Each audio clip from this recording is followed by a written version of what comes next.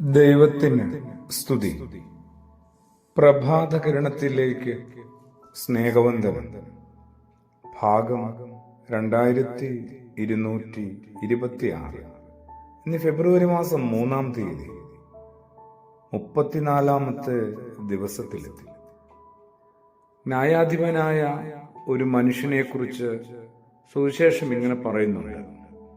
അയാൾക്ക് ദൈവത്തെ ഭയമില്ലായിരുന്നു. അയാൾക്ക് മനുഷ്യരോട് ആദരവുമില്ലായിരുന്നു. വിശുദ്ധനായ ലൂക്കോസിന്റെ സുവിശേഷം 18-ാം അധ്യായത്തിലാണ്. അങ്ങനെ ദൈവത്തെ ഭയപ്പെടാതെ മനുഷ്യനെ മാനിക്കാതെ ജീവിച്ച ഒരു ന്യായാധിപന്റെ സന്നിധിയിൽ ഒരു വിധവയായ സ്ത്രീ എത്തുന്നുണ്ട്. തന്റെ എതിരാളികളോട് തനിക്ക് വേണ്ടി ന്യായം പറയണം.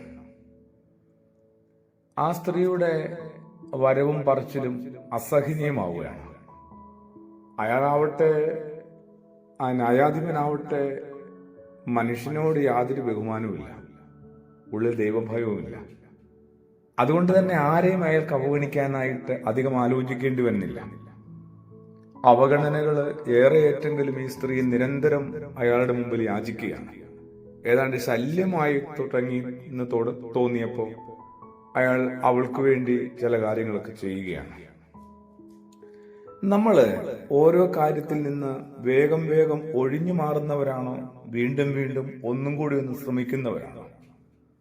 ഒരു കൈ നോക്കുന്നവരും ഒഴിഞ്ഞു മാറുന്നവരും തമ്മിൽ കുറെ വ്യത്യാസമുണ്ട് കേട്ടോ. അത് കഴിവിൻ്റെതല്ല, കഴിവിന്റെ വ്യത്യാസമല്ല, പിന്നെ മനോഭാവത്തിൻ്റെതാണ്. കഴിവ് തെളിയിക്കണമെങ്കിൽ അസാധ്യമെന്ന് തോന്നുന്ന ചിലതൊക്കെ സാധ്യമാക്കണ്ടേ. നമ്മളാവട്ടെ ഒന്നിനും ഒരുമ്പിടുന്നില്ല, ഒന്നിനും ഇറങ്ങി പുറപ്പെടുന്നില്ല, തുടങ്ങുന്നില്ല ഒന്നും. പിന്നെ എങ്ങനെയാണ് നമുക്ക് നമ്മളെ തന്നെ ഒന്ന് തെളിയിക്കാൻ പറ്റുക?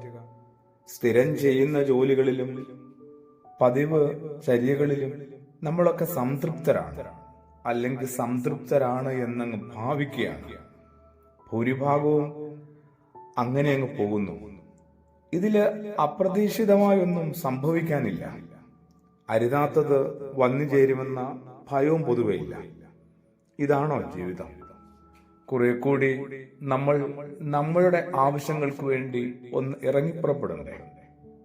ഓർത്തു നോക്കിയ, ദൈവത്തെ ഭയമില്ലാത്ത, മനുഷ്യനോട് ആദരവില്ലാത്ത ഒരു മനുഷ്യനെ പോലും വല്ലാതെ ബുദ്ധിമുട്ടിക്കത്തക്ക വിധത്തില് ഒരാൾ ഇടപെടുകയാണ്.